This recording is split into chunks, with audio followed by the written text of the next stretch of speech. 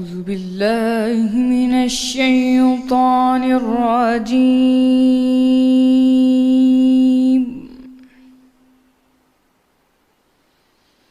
بسم الله الرحمن الرحيم.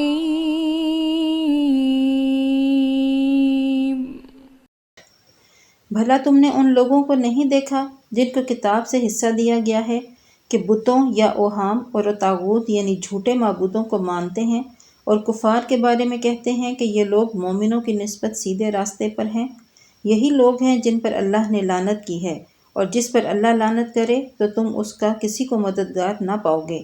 کیا ان کے پاس بادشاہی کا کچھ حصہ ہے؟ تو لوگوں کو تل برابر یعنی ذرا سی چیز بھی نہ دیں گے۔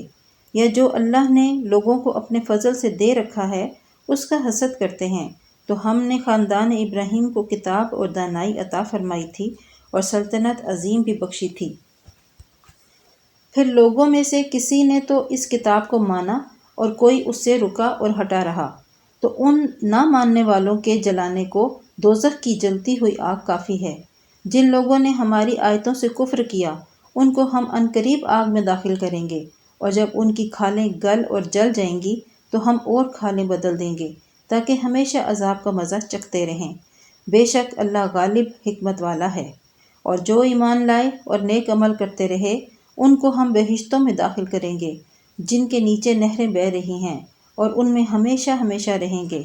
وہاں ان کے لیے پاک بیویاں ہیں اور ان کو ہم گھنے سائے میں داخل کریں گے۔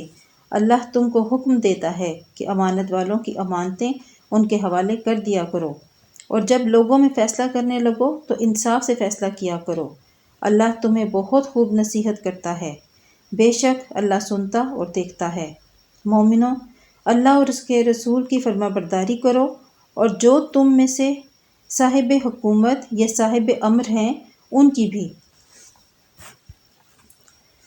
اور اگر کسی بات میں تم میں اختلاف واقع ہو تو اگر اللہ اور روز آخرت پر ایمان رکھتے ہو تو اس میں اللہ اور اس کے رسول کے حکم کی طرف رجوع کرو، یہ بہت اچھی بات ہے، اور اس کا مال یعنی انجام بھی اچھا ہے۔